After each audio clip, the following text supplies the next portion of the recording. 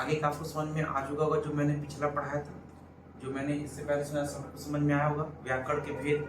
ठीक है ना। तो व्याकरण के भेद में आपको मैंने वर्णमाला, वर्ण और शब्द और वाक्य बताया था। अब आगे बात करते हैं वर्ण की। तो वर्ण के कितने भाग होते हैं? वर्ण कितने भाग होते हैं? दो भाग होते हैं। वर्ण कितने भाग होते हैं? दो भाग होते हैं, एक स्वर और एक व्यंजन। वर्ण कितने भाग होते हैं? दो भाग होते हैं, एक स्वर और व्यंजन होते हैं। तो आपको पता होगा कि भैया स्वर किसे कहते हैं? स्वर किसे कहते हैं? जो स्वतंत्र रूप से उच्चारित उसे हम क्या कहते हैं? स्वर कहते हैं। जो स्वतंत्र रूप से क्या हो, उच्चारित उसे हम क्या कहते हैं? स्वर कहते हैं। और जो स्वर के माध्यम से बोले जाए उसे हम क्या कहते हैं? व्यंजन बोलते हैं। जो स्वर के माध्यम से बोले जाए उसे हम क्या कहते हैं? व्यंजन बोलते हैं। इसमें हम इनके प्रकार और संख्या को पढ़ेंगे। इसमें हम क्या पढ़ेंगे? प्रकार और संख्या को पढ़ेंगे। जैसे कोई पूछ दे स्वर की मूल संख्या, स्वर की मूल संख्या, संख्या या मुख्य संख्या। बात सुनेगा, अगर कोई क्वेश्चन आपसे पूछ दे कि स्वर की संख्या क्या है, मूल संख्या क्या है, मुख्य संख्या क्या है, तो कितना मानेंगे? 11। कितने मानेंगे? 11 मानेंगे। स्वर की मूल संख्या, मुख्य संख्या और संख्या कितनी मानेंगे? 11। पर लेकिन एग्जामिनेशन दृष्टि से, मैंने नोट में लिखा है, एग्जामिनेशन दृष्टि से क्या मानेंगे? मूल संख्या और मुख्य संख्या कितना मानेंगे? 4 मानेंगे। मूल संख्या और मुख्य संख्या कितना मानेंगे? 4। पर लेकिन संख्या जब भी पूछेगा स्वर की संख्या कितनी होती है, तो आप 11 ही मारिएगा। स्वर की संख्या कितनी है? 11। 13 बिल्कुल मत मारिएगा। स्वर की संख्या कितनी होती है? 11 होती है। अगर आपसे मूल संख्या, कोई ऐसे एग्जामिनेशन कुछ कहीं पढ़ते रहे और कोई पूछ दे कि मूल संख्या कितनी है, तो वो एग्जामिनेशन दृष्टि से पूछता है। तो यहाँ पर जानिए कि मूल संख्या, मुख्य संख्या और संख्या, ये तीनों कितने प्रकार की, तीनों कितने संख्या होती है? 11 संख्या होती है। पर जब एग्जामिनेशन रजिस्टर में जब बैठने जाएंगे तो मूल संख्या और मुख्य संख्या कितनी मारेंगे? 4 मारेंगे। कोई दिक्कत इसमें नहीं होनी चाहिए। मात्रा के अनुसार स्वरों की संख्या कितनी होती है? 10 होती है। मात्रा के अनुसार स्वरों की संख्या कितनी होती है? 10 होती है। री को छोड़ के, जैसे आप अ से लेके अंग अ तक पढ़ते ना, तो अंग को हटा दीजिए, अह को हटा दीजिए और री को हटा दीजिए, और बाकी जितने भी स्वर बचे वो हमारे किसके अनुसार होंगे? मात्रा के अनुसार। कितने स्वर? मात्रा के अनुसार। तो मात्रा के अनुसार स्वरों की संख्या कितनी होती है? 10 होती है। कुल कितने स्वर होते हैं? 13 होते हैं। कुल स्वर कितने होते हैं? 13 होते हैं। और भेद कितने होते हैं? स्वर के 3 होते हैं। स्वर के भेद कितने होते हैं? 3 होते हैं। अब देखिए, जब भेद पढ़ाएंगे तो स्वरों को अलग अलग प्रकार से बांटेंगे। तो जो हमारे ये भेद है, ये कालमान के अनुसार है। किसके अनुसार है? कालमान के। पाणिनि ने कालमान के अनुसार इनको बांटा है। किसके अनुसार बांटा है? कालमान के अनुसार।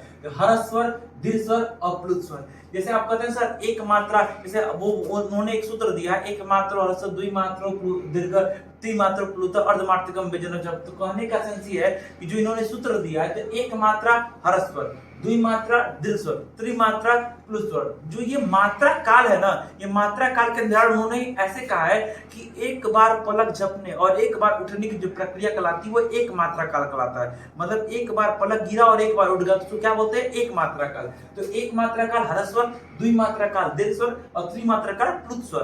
तो हर्ष स्वरों की संख्या कितनी होती है? 4। दीर्घ स्वरों की संख्या कितनी होती है? 7। अब प्लुत को रहने दीजिएगा, बाकी टोटल कितने हो गए? 11। देखो, जो भेद की संख्या जुड़ने पर आए वही मूल संख्या है, वही मुख्य संख्या है, वही संख्या है। जो भेद की संख्या जोड़ने पर आ रही है वही मूल संख्या है, वही मुख्य संख्या है, और ये क्या है? संख्या है। ये प्रमाणित है।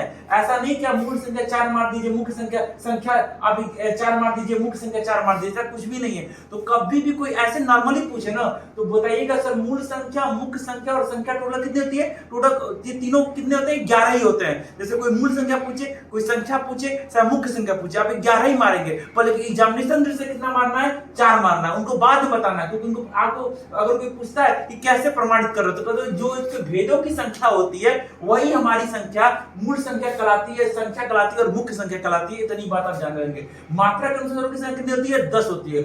और कुल कितने होते हैं? 13 होते हैं। कुल कितने होते हैं? 13 होते हैं। भेद कितने होते हैं? 3। मेरे हिसाब से ये स्वर की संख्या आपको क्लियर होनी चाहिए। देखिए, तो बहुत स्पष्ट तरीके से क्लियर करिएगा।